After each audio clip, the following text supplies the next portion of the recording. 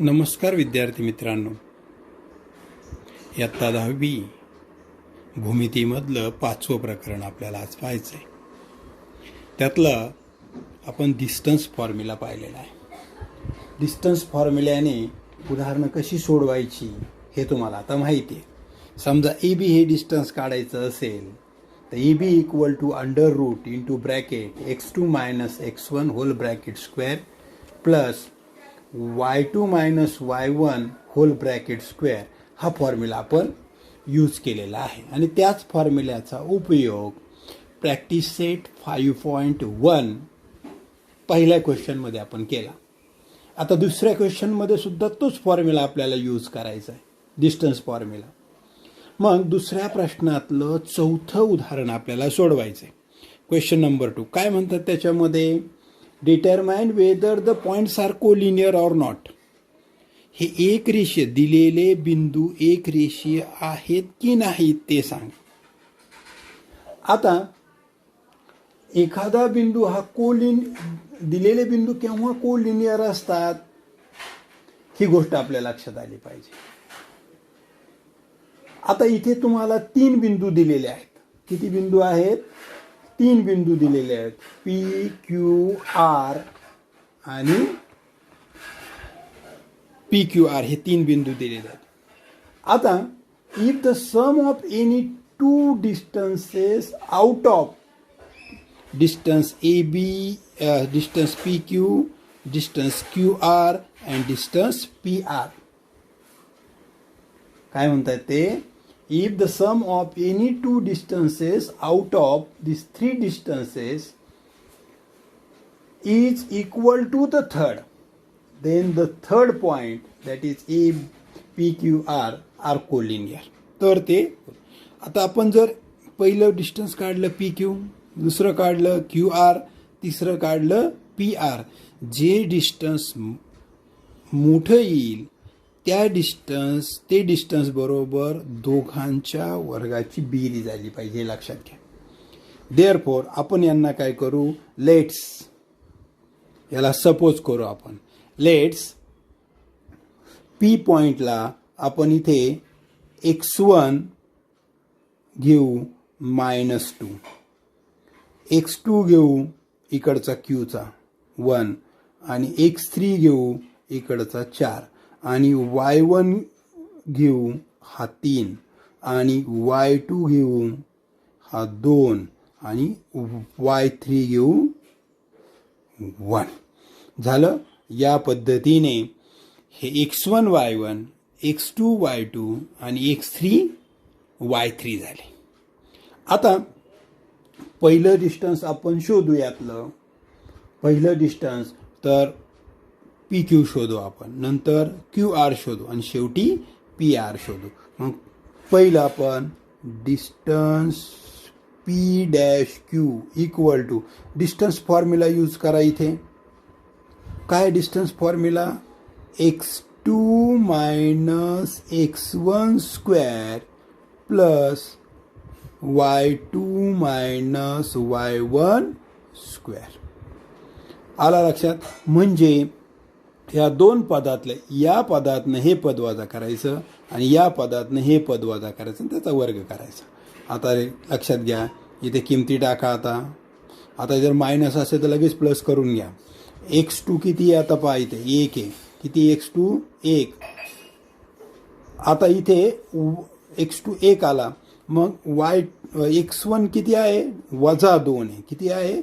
-2 आहे. तर हा डायरेक्ट आपण +2 घ्यायचा असतो, वर्ग अधिक y2 किती आहे? 2 वजा 3. समजतंय? आता इथे काय आहे हे लक्षात घ्या. हे पहा, 1 वजा 2 म्हणजे वजा म्हणलं तो अधिक होणार की नाही, म्हणून आपण हा अधिक घेतला, हे लक्षात आलं पाहिजे. अधिक का घेतलाय हे समजून घ्या इथे, कारण इथे असं होईल x2 मायनस x1, मग वजाचं काय होईल आपलं, ह्या वजाचं काय होईल, अधिक होईल. हे पहा इकडे लक्ष द्या. हे पहा 1 वजा कंसात -2 म्हणजे 1 अधिक 2 की नाही. बरोबर. म्हणजे ह्याची पहिली करायची, याची करायची, नंतर पुढच्या गोष्टी करू आपण. ठीक आहे. चला तर मग हे सोडवा. 3चा वर्ग अधिक इथं वजा बाकी काय होईल, -1 आणि -1चा वर्ग केल्यावर किती येईल, 1च येईल. म्हणजे इथे होईल 1चा वर्ग. म्हणून आपण दोघांचंही वर्गमूळ काढून घेऊ. आता इथं वर्ग करा. 3चा वर्ग 9 अधिक 1 किती किंमत आली तुमची, वर्गमुळात 10. याला म्हणायचं आकडा number 1, that is distance PQ equal to. आता दुसरं अंतर काढू आपण. आता दुसरं अंतर शोधण्यासाठी काय करावं लागेल, तर डिस्टन्स QR आपल्याला काढायचं. परत फॉर्म्युला तोच, x2 minus x1 square plus y2 minus y1 square.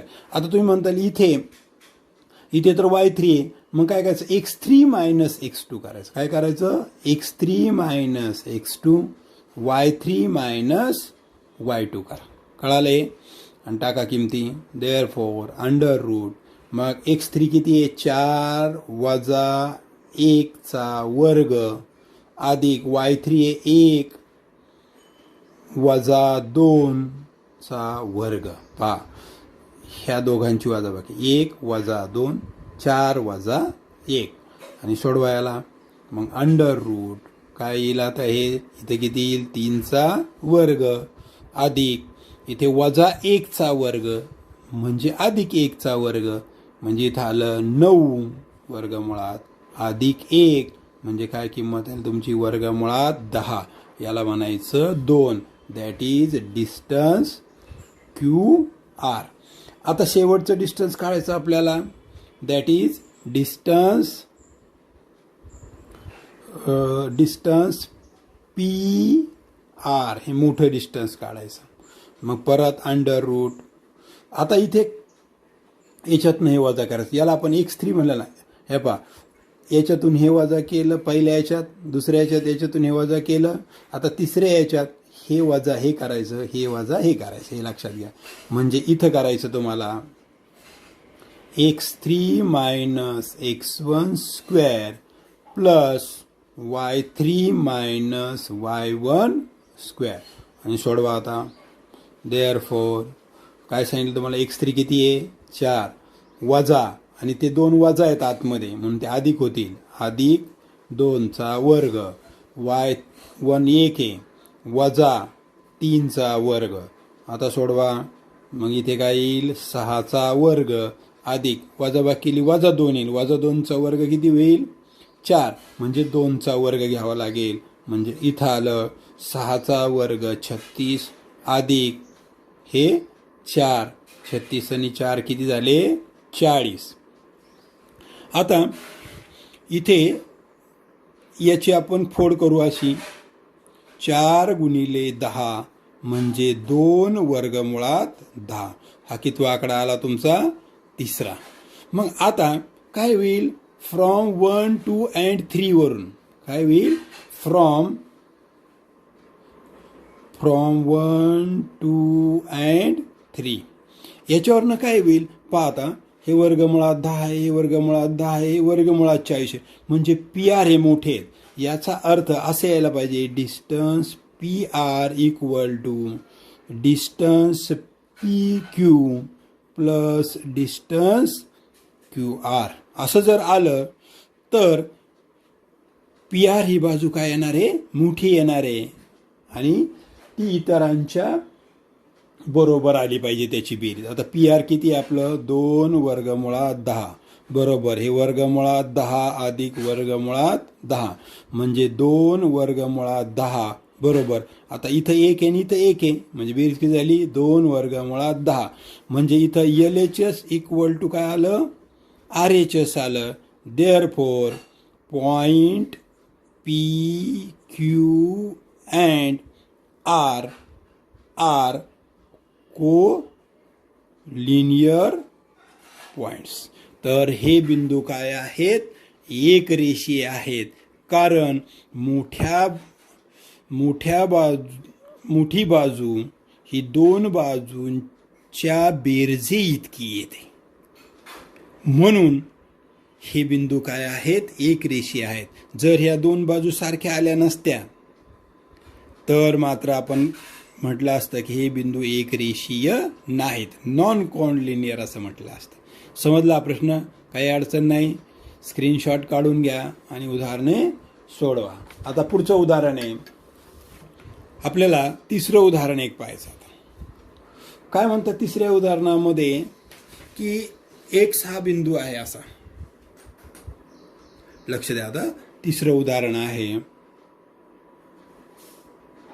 Third one. तिसरं उदाहरण पहा. Find the point on the x axis. काय शोधायचं आपल्याला? Find point on x axis which is equidistance. की जो विच इज इक्विडिस्टन्स म्हणजे समान अंतरावर. Equidistance from point A, that is -3, 4, and point B, that is 1, -4. म्हणजे आपल्याला काय करायचं आहे की एक्स हा समजा तुमचा एक्स अक्ष आहे. कोणता अक्ष आहे हा समजून घेण्यासाठी? हा एक्स अक्ष आहे. आणि समजा तुमचा ए पॉइंट इथे आहे. किती आहे ते? -3 आणि 4 आहे ए पॉइंट. आणि बी पॉइंट इकडे कुठेतरी आहे, इकडे आहे. हा बी पॉइंट आहे. बी पॉइंट आहे 1 आणि -4. तर पी बिंदू कुठे आहे? On x axis. आणि तो कसा आहे? तर इथपासून हे अंतर आणि इथपासून हे अंतर. The distance between point P म्हणजे means A P and B P is equal. तो पॉइंट आपल्याला शोधायचा एक्स अक्षावरचा आणि त्याचे निर्देशक शोधायचे एक्स वाय. म्हणून आपण त्या पॉइंटला सपोज करू. काय करू? तो पॉइंट आपण मानून घेऊ. बरोबर? मग आता आपल्याला हे सोडवायचं आणि तो पॉइंट आपल्याला शोधायचा. हे लक्षात घ्या. आता करायचं काय? Therefore solution. मग इथे काय होईल? पॉइंट एक्स इक्विडिस्टन्स फ्रॉम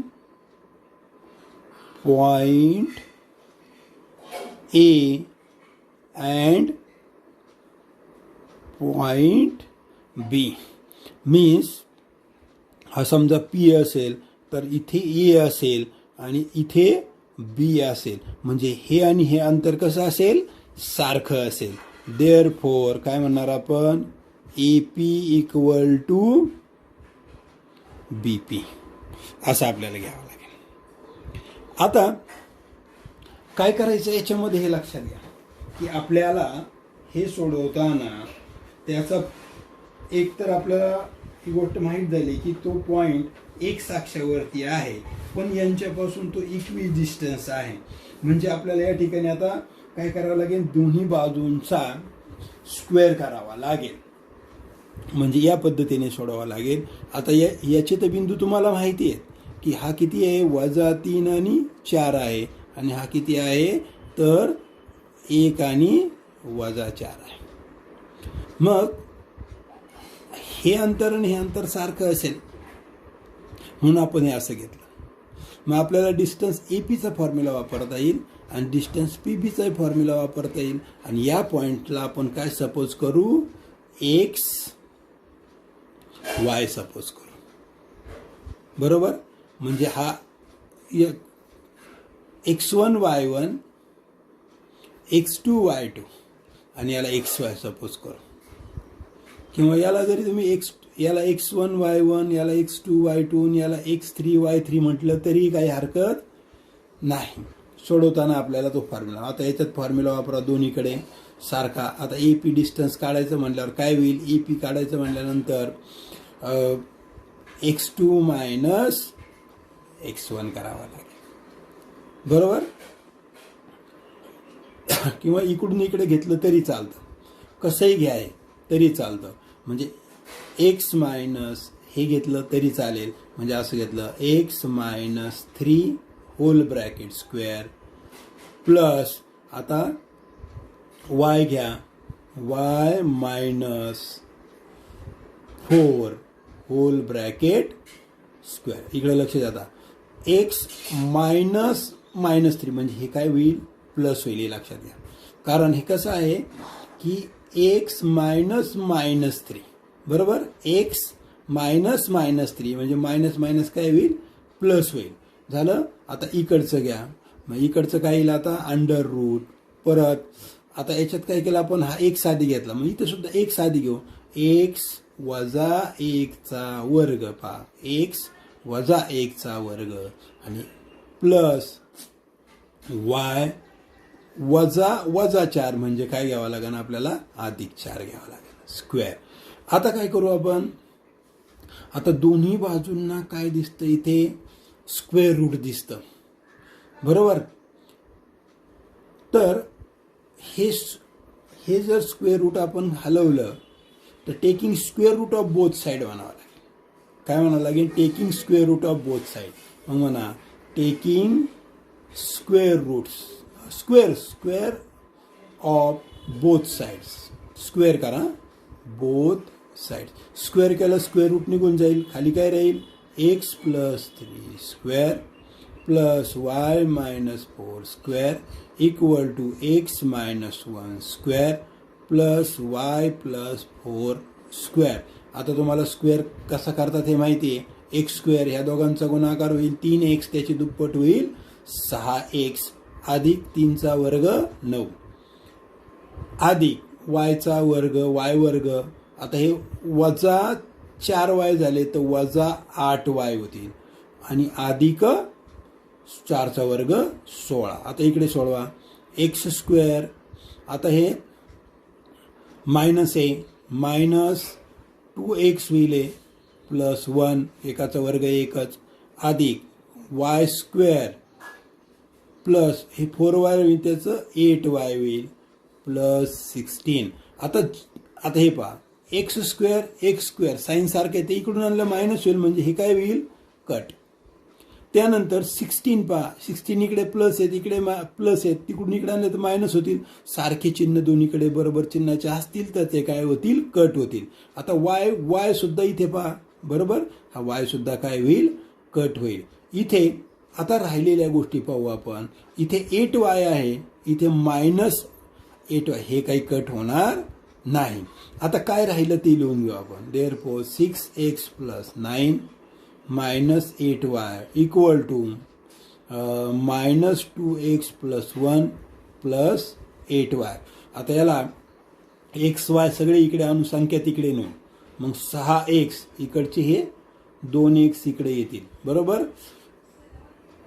वजा 8y हे घ्या आणि हे इकडे येऊन वजा होतील, वजा 8y बरोबर. इकडे काय राहिलं, आता हे दोन्ही गेले पद तिकडे, मग 1 राहिला आणि इकडे 9 राहिले, मग हे काय होईल, वजा होतील तिकडे जाऊन. मग आता याची बेरीज करा, 8x वजा हे 8 आणि 8 किती झाले 16y बरोबर वजा 8. आता आपण याच्यातनं कॉमन काढू, 8 कॉमन जर काढला तर x वजा 8 दुने 16y बरोबर वजा 8. आता हे 8 तिकडे जाऊन भागिले करा, x वजा 2y बरोबर वजा 8 भागिले 8 म्हणजे काय राहिलं, x बरोबर वजा x वजा y बरोबर x वजा 2y बरोबर वजा 1. आता हे समीकरण आपल्याला मिळालं. काय मिळालं, हे समीकरण आपल्याला मिळालं. मग आता काय करावं लागेल, परंतु पॉइंट P कुठे आहे, तर समजा हा एक्स अक्ष आहे आणि एक्स अक्षावर हा पॉइंट आहे, म्हणजे याचा एक्स निर्देशक असतो, पण जो बिंदू एक्स अक्षावर असतो त्याचा वाय निर्देशक काय असतो, 0 असतो. म्हणून P पॉइंट, म्हणून काय म्हणायचं, put point P equal to x comma y, म्हणजे y 0 येईल. Means put put y equal to 0 in equation. मग इक्वेशन काय आहे आपलं, तर इक्वेशन आहे therefore x minus 2y equal to -1. Therefore x minus 2 into y किती घ्यायचं आता 0 इक्वल टू -1. म्हणजे सगळं काय होईल 0. Therefore x equal to -1. म्हणून तो बिंदू कोणता असेल एक्स अक्षावरचा, तो ए आणि बी बिंदूपासून समान अंतरावरती असेल. असा जो पी बिंदू असेल तर त्या पी बिंदूचे निर्देशक काय असतील असा प्रश्न आपल्याला विचारलेला आहे. Find the point on x axis equidistance from. मग पी इज द पॉइंट, काय म्हणायचं, P is the point equidistance from point A and B is. पी त्याचे निर्देश लिहा. एक्स किती आला आता आपला, पी एक्स किती आला -1 आणि वाय किती आला 0. त्या बिंदूचे हे निर्देशक असतील. आलं लक्षात. या पद्धतीने हे उदाहरण आपल्याला सोडवावं लागेल. आता पुढची उदाहरणं, व्हेरीफाय द पॉइंट. 3 पॉइंट दिलेले आहेत. Are vertices of a right angle triangle. आता राईट अँगल ट्रायंगल केव्हा होईल, तर पायथागोरसच्या ट्रिपलेट प्रमाणे याला सोडवावा लागेल. म्हणजे ज्या बाजूच्या लेंग्थचा वर्ग हा इतर 2 बाजूंच्या वर्गाबरोबर असेल तर तो राईट अँगल ट्रायंगल असेल. ते तुम्हाला आता डिस्टन्स काढता येईल. ठीक आहे. पुढची उदाहरणं काही अवघड नाहीत. 7वं उदाहरण असंच आहे की एक 7वं उदाहरण आपण सोडू. ठीक आहे. या 7वं उदाहरण घ्या. Find x. काय म्हणतायत, find x if distance between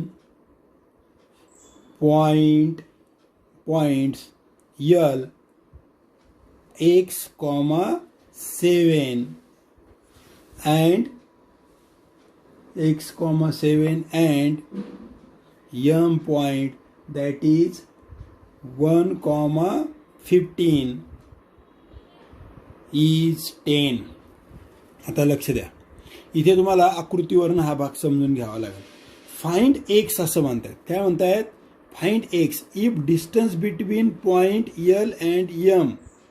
आता सपोज ही जर आपण रेषा काढली आणि इथे हा एल पॉइंट आहे आणि इथे एम पॉइंट आहे, ह्या 2 पॉइंटमधलं अंतर किती म्हणतात ते 10 आहे, इज 10.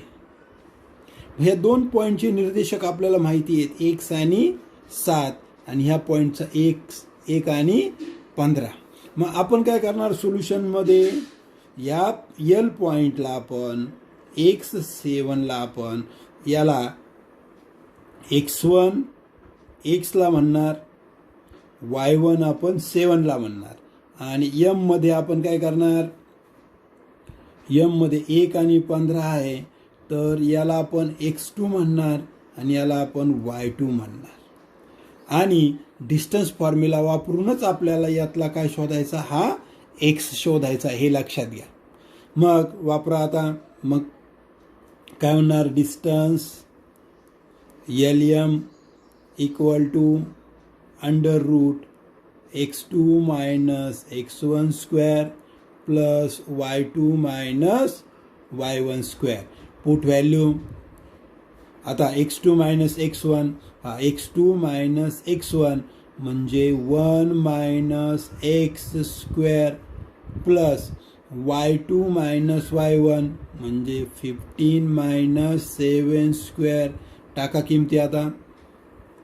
देअरफॉर इथे एक गोष्ट लक्षात घ्या, हे डिस्टन्स तुम्हाला दिलेलं आहे DM किती येते 10 आहे. इथं ते लिहून ठेवा, D distance LM equal to 10.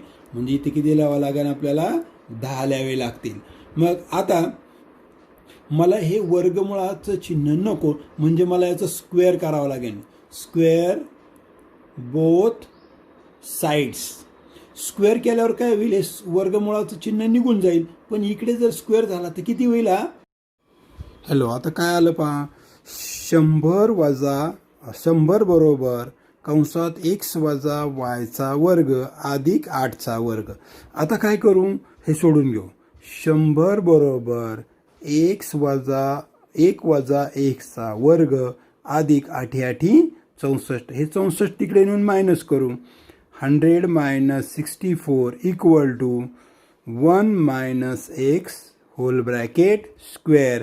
तर इथं किती राहतील आता 64 जर गेले तर 36 राहतील बरोबर 1 मायनस एक्स स्क्वेअर. आता याचं जर स्क्वेअर रूट्स घेतले आपण, square roots of both sides, दोन्ही बाजूचं जर स्क्वेअर रूट घेतलं तर काय होईल, स्क्वेअर रूटमध्ये 36 equal to 1 minus X square. हे सुद्धा स्क्वेअर रूट, स्क्वेअर आणि स्क्वेअर रूट म्हणल्यावर एवढंच शिल्लक राहील 1 मायनस एक्स. आणि इकडे एखाद्याचं स्क्वेअर रूट काढताना धनसंख्येचे स्क्वेअर रूट 2 असतात, +6 मायनस 6. देअरफोर आपलं काय येईल मग, आता इथे काय करावं लागेल, 1 मायनस एक्स इक्वल टू एकदा काय घ्यावं लागेल, +6 घ्यावं लागेल आणि 1 मायनस एक्स एकदा वजा निगेटिव्ह घ्यावा लागेल. देअरफोर इथे होईल 6 जर इकडे आपण किंवा हा 1 तिकडे नेऊ, minus x equal to +6 minus 1. Therefore minus x equal to +5 आणि हे जर तिकडे नेले तर -5. ही एक किंमत आली. आता दुसरी शोधू. हा वजा 6 इकडे आणला आणि हा वजा एक्स तिकडे नेला तर काय येईल, एक्स इक्वल टू 7. म्हणजे आपल्याला हे 2 पॉईंट मिळाले. त्यात काय असतील तर तिथे काय विचारले तुम्हाला प्रश्नामध्ये, पहा की find x if distance between point L and M is 10. तर एक्सची उत्तर आपली 2 मिळालेली आहेत. हे लक्षात ठेवायचं. या पद्धतीने प्रॅक्टिस सेट किती 5.1 सोडवा. काही ठिकाणी तुम्हाला पॅरलोग्राम, काही ठिकाणी रॉम्बस यांच्या प्रॉपर्टी माहिती पाहिजे आणि डिस्टन्सचा फॉर्म्युला यूज करून सोडवायचं. ठीक आहे.